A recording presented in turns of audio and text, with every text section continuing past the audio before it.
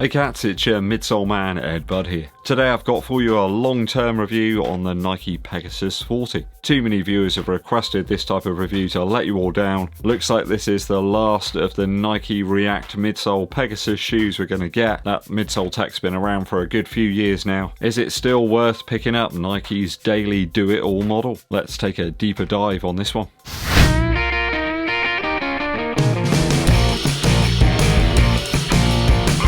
Thanks for tuning in, people. It's always appreciated. We've just smashed through 47,000 subscribers, so thank you if you are one of those recent subscribers. To all those people that have been viewing the channel from way back, I do appreciate it. Help us to get even bigger by hitting that subscribe button, but also giving this video a thumbs up like. That really helps out. Dankeschön. I grabbed this shoe in May of 2023. It's been a staple in my shoe rotation, in fact, since then, though not in the way that you might think. I've racked up about 100 kilometers in this shoe, but I've mainly been using this shoe on stage where I'm stood up for like 2.5 hours at a time. It really does save the legs, and it's reasonably durable for that sort of purpose.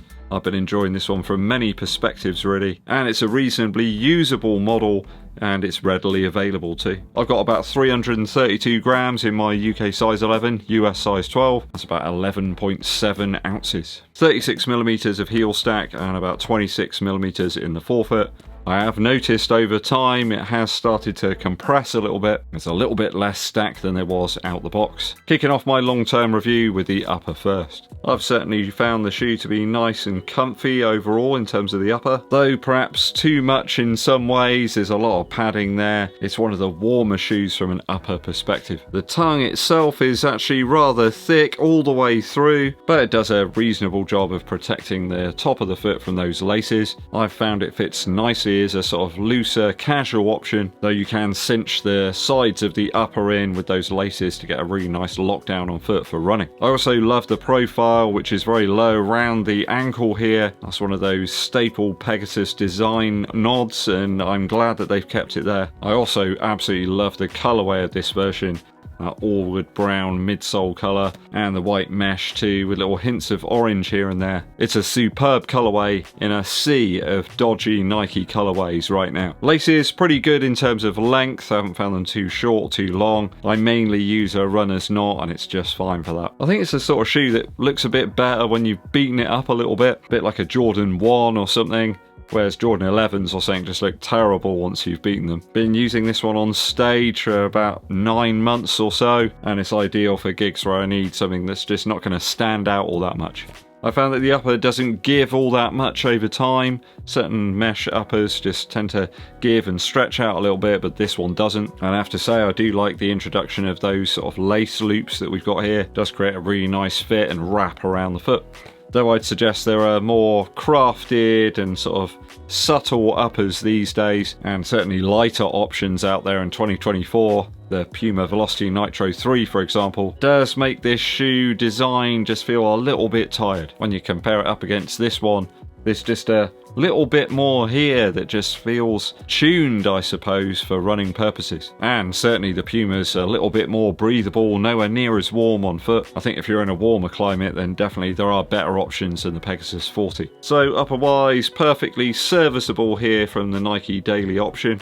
Though I think that Nike do need to look where they can remove weight out of the next Pegasus model, bring it back towards what we had in the Pegasus 39. I think that Pegasus 40 will launch a little bit later this year. 2.6 out of 3 on my long-term update. Midsole, midsole, midsole now. I think if you can stand up in these for 2.5 hours on stage, then there's no reason why you can't use it for a long run. And I found the shoe actually in terms of the midsole to be extremely durable. I think it is down to those air pods that we have on the heel and the forefoot. Yes, React foam isn't the newest tech that we've got on the market, but I do feel that adding those air pods in there just gives it a little bit more than some of the other daily shoes. Just a bit more resilience there, certainly in the midfoot. A little bit more push, a bit more pop. All foam compresses over time, and even the stuff we get in the super shoes doesn't expand back that quickly as some of the manufacturers might lead you to believe. I mean, some of the daily shoes are just too soft.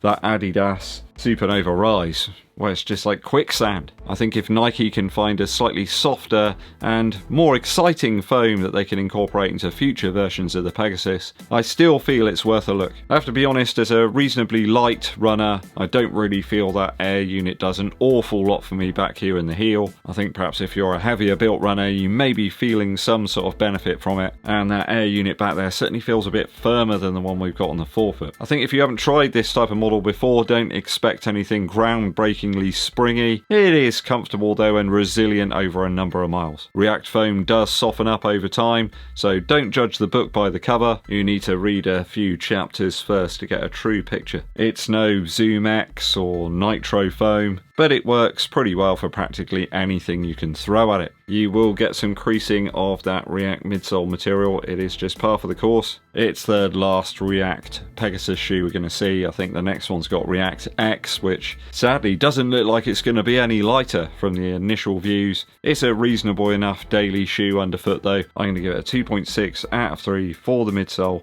on my long-term review.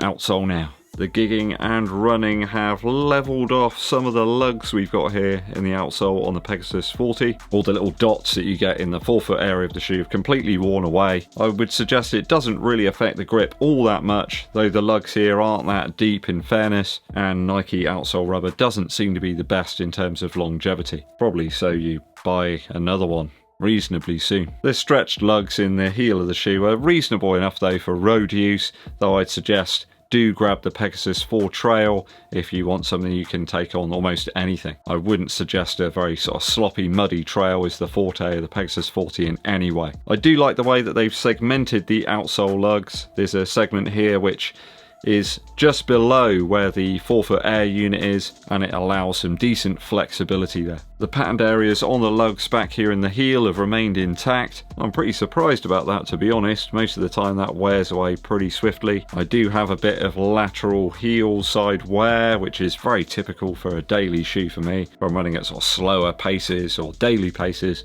that tends to be where I get some wear. I think from a traction perspective, it's no Puma grip. It's certainly not going to be challenging that one, though it does seem to be a damn sight better in terms of grip than a few of the Asics models, and certainly that Adidas Supernova Rise. I do think that that's an area that Nike need to up their game. They've been doing that with the Zagama. That's going to have a Vibram outsole for the second iteration. Maybe they should think about putting a little bit of that stuff into the next Pegasus perhaps, or even the Pegasus Trail. There's a bit of exposed midsole peeling going on.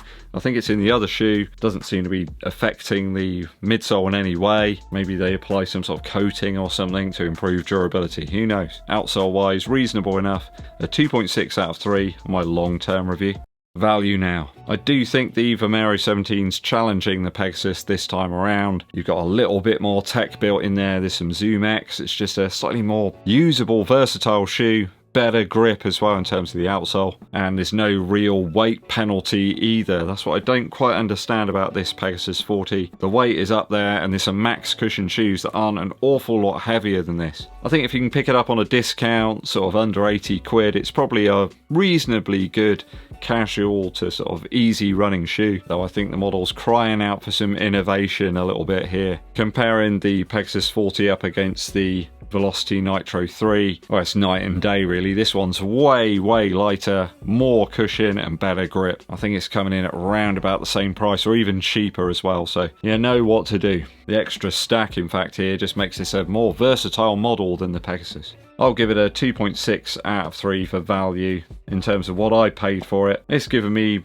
9 months of use, and I've certainly enjoyed using it on my gigs, but there's just more exciting options to use in terms of daily running. Just feels like it's a little bit left behind, I suppose. I think what people are after, certainly post Vaporfly era, is a little bit different, and Nike do need to switch things up.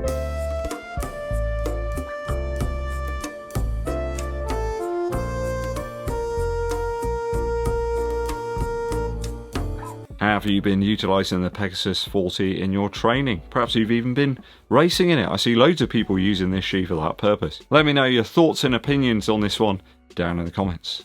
Coming up tomorrow, I've got a daily shoe comparison for you, certainly featuring the Velocity Nitro 3 here. Keep your eyes peeled. Musical interlude for you. Today it comes from DJ Crystal with the track King of the Beats. This was released on a Moving Shadow series. It was called 2 on 1, where you had 2 different tracks from 2 different producers. Not either one intended to be like the A side, it was like a sort of A and a double A.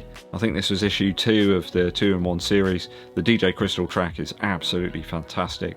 Serious beat mashing there, very distorted breakbeat samples, lots of echo and some very considerable bass. I think it was the 808 kick drum bass that you often heard on those early sort of jungle drum and bass tracks. Really cool pads in there that have been sampled, very low sort of sample rate as well. Everything sounds a bit crunchy and kind of misty and hazy and distorted. Typical spooky sci-fi sound effects with lots of reverb and even sort of flanging and phasing effects later on with some of the beats in the background. Very innovative sorts of sounds, and pretty much every single DJ Crystal track from that period had those hallmarks to it. Go and check it out, King of the Beats from DJ Crystal. Thanks for tuning in, people. Hope you enjoyed today's review. Make sure you hit that subscribe button, but also give this video a thumbs up like. My name's EDDBUD, and I'll be seeing you